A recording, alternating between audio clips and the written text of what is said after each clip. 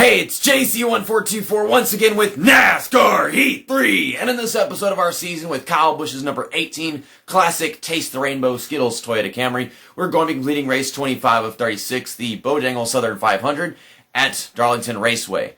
Yeah, this is the famous throwback weekend that we have these days. I think it started in 2016. Maybe it was going on in 2015 and I didn't remember it.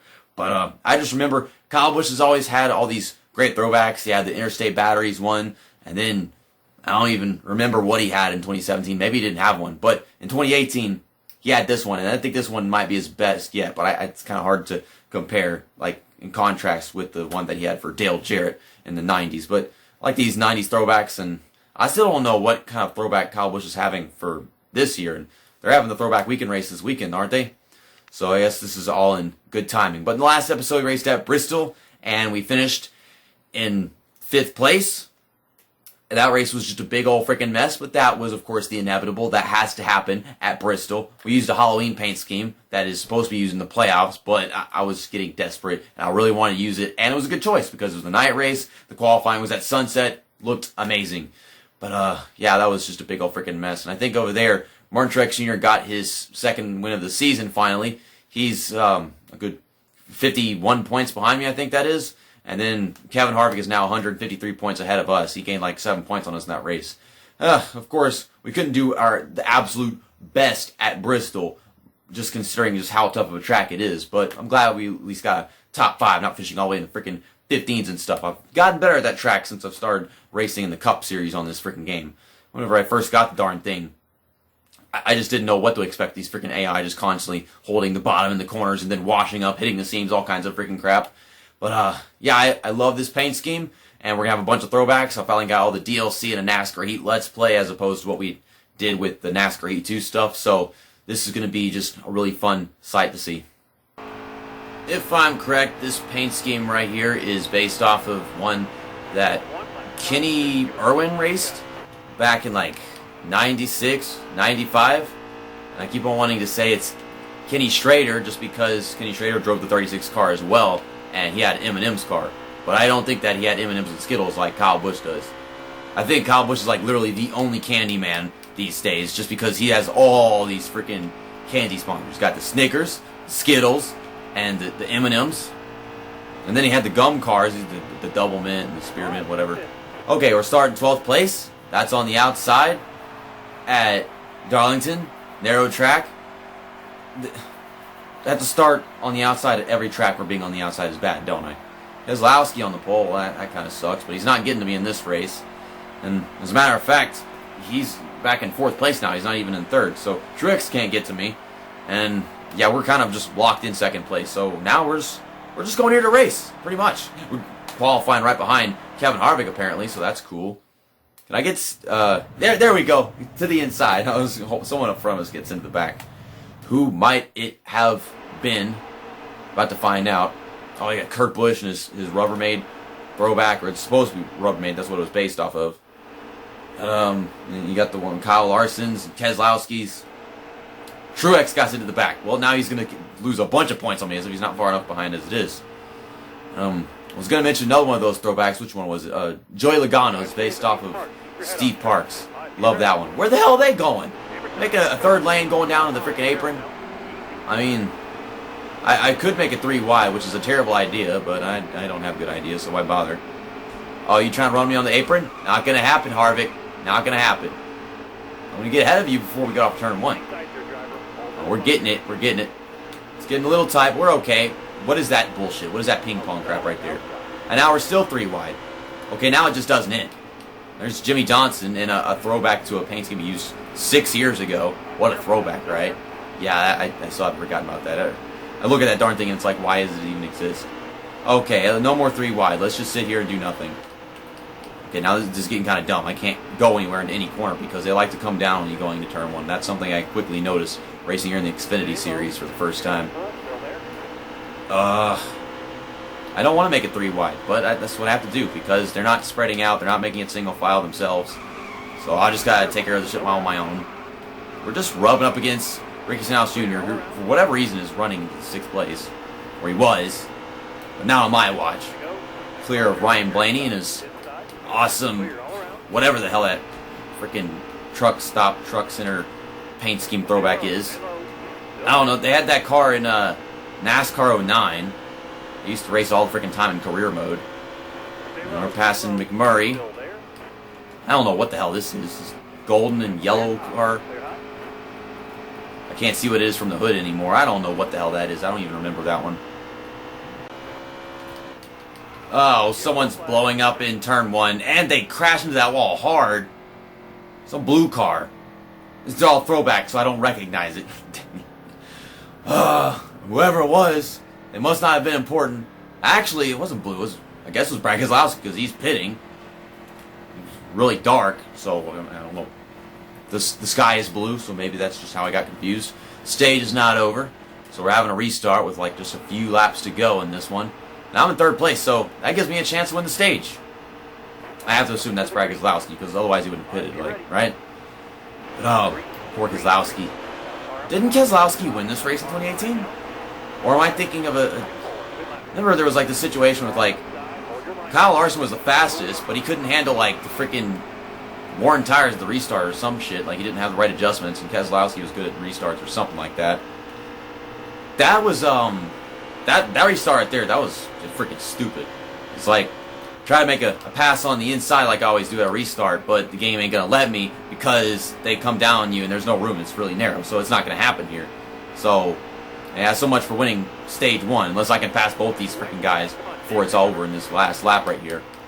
But yeah, I think it was Keselowski that won this race in 2018, and Kyle Larson was the guy I was thinking could win it, but once that caution came out, I was like, I don't know.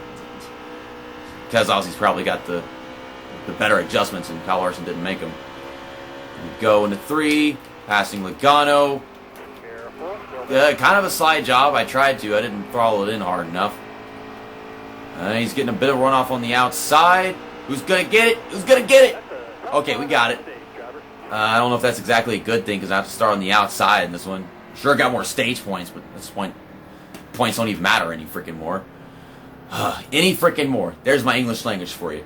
Okay, pit stops. I'm definitely taking 4 tires. It's Darlington, and my tires are all worn, so that is the smart thing to do. I've got 2 seconds of damage. Yeah, we've been bumping and banging, of course. How much fuel do I need? We'll just get 1 can. We're probably gonna like skip a lap or 2 under this caution, so we don't even need to think about getting 1.5 to fill it up later or whatever. Okay, that'll do. I lost 3 spots. Okay, that's not too bad. That's the game taking it easy on me, to be honest. I wonder if Brad Keselowski will find his way back up here for taking that pit stop earlier. Because he's not here now, so I guess he just decided to pit again. And who knows? So we're having a good restart. Of course, we're 3 wide and they're running down into me. I'm not taking this bullshit this time. I'm not. No! Wrecky Snow's bitch! And now I'm sliding up to the top of the track because he messed up my entire corner. Oh man, I love that paint scheme. I love that Dale Earnhardt silver, platinum, whatever throwback thing. Dang it. Trying to get run up into the freaking wall by Austin Dillon. I'm trying to make it work. Outside lane doesn't give you anything in this game at any track, except for Kansas. I don't know why they couldn't do that for Darlington, though. Can I get a full run off and make it to the inside of turn 1? Yeah, there we go. Go, go, go, go. Now I'm going to try to close back in on Joey Logano, and then maybe get to Kyle Larson before the stage is over. We got 3 laps less than we did in the first stage. Why is the second stage got to be shorter?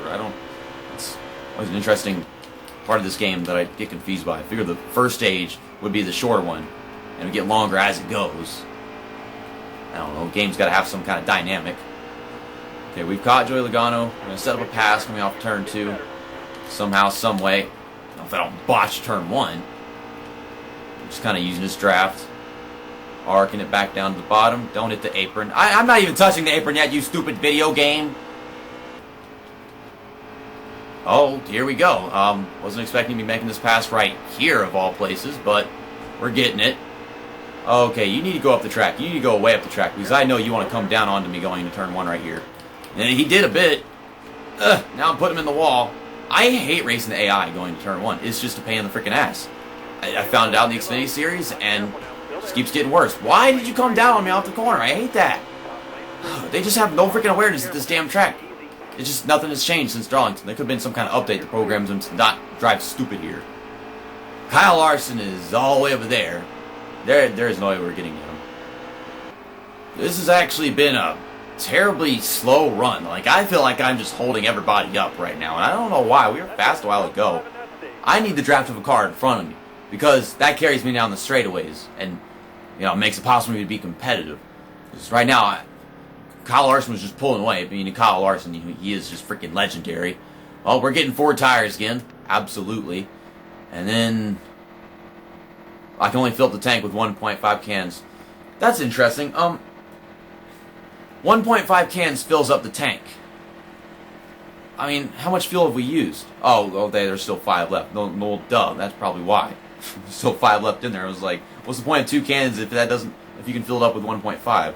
I'm not doing the math in my head properly. Okay, so we'll get 1.5, 4 tires, and I'm still in second. We lost positions last time. We didn't lose positions this time, so I don't know what they didn't do at their last pit stop. Be ready here. Unless, like, of course, we just happen to have that, just a regularly slow pit crew. Not that Kyle Busch's pit crew is really that bad. We had a great restart. Beat Kyle Larson to turn 1. And I beat him to turn 1, but he's driving off the track to pass me. Quit emulating me. What the fuck was that? Oh, okay. He's emulating me. Oh, but there goes Chase Elliott in a throwback that is very beautiful past me. I got tight in the center. Tapped the wall a bit. Now, this gives me more cars to draft off of, and maybe he can close in on Kyle Larson. Can you stop getting tight? We got fresh tires, car.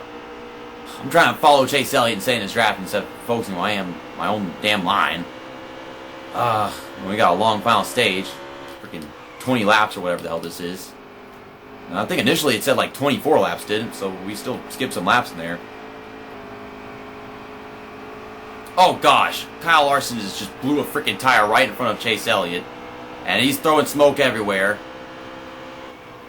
There he goes, he's in the outside wall. Just stay up there for me, will you? Okay, now we're in second place. Is he going to get a caution? Because, like, duh, in reality, that would be a caution. I think we've only got, like, freaking 2 laps on fuel left right now. Yeah, he says Chase Elliott's going down pit road. At least he's not parking it in front of me. But now I got all this freaking lap traffic, and my tires are so damn dead right now. Of course they are. They've been dead for quite a while, and I've been just the dingleberry off of Chase Elliott's ass for the past 10 damn laps in this race. Because that's how fast the tires wear down. I'm kind of staying out just in case a caution comes out. Of course there'll be a caution for drivers going down pit road, but not for Kyle Larson blowing a tire and smashing against the wall. So there goes his chances of winning this race. Well, I'm going to take it down pit road. Pit road speed is probably like freaking 45. There's the line. Okay, don't speed in. We're good. Just in case of a caution happening, I'm going to get right sides so that we have some right side grip at least. Don't have any damage repair. I'll get 1 can. Why? Damn it. Well, I'm already down pit road, so type that shit in again. Well, now I need 4 tires because it's going to be a restart, and now that I know that, we should definitely go for it. I'm going to get half a can of fuel, which will be enough to make it to this freaking green-white checkered or whatever. Okay, that'll do it. I'm in 12th place. If we can have a decent restart right here, then I don't know, we get a top 5. I don't freaking know. Well, Matt DiBenedetto's having some fun, so I'm just going to be like, hey, let me have fun with you. I'll give you something out of it. Okay, we're going to be 3 wide into turn 1. I'm going to turn right. The freaking game just lagged hard with me counter-steering the stupidity that it was feeding me. Because I know that they're going to turn left on me and try to force me off the track, so I'm turning right. That's what I'm going to do. I gained a couple spots. And another green-white checkered. I'll try to clear Daniel Hemrick and then not make a 3 wide because I don't think it's necessary to do that every freaking time. I'm making the best decisions I possibly can, and there really aren't any good ones in this damn game.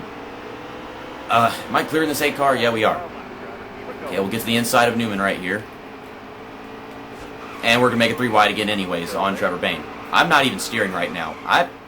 Why does that have to play out in his favor, not mine? Okay, pushing Truex against the wall so I don't get ping-ponged. I'm doing everything I can to understand the physics of this game. Like turning to the right or not steering at all in a corner just so I know I don't get pushed off the track and the apron will ruin everything for you. Well, looks like Trevor Bayne is really freaking slow. And we're in 6th place. We got 1 lap to go. Got fresh tires. So I don't... Wow, they must have some really worn tires because they're actually being affected by that right now. They're going really freaking slow.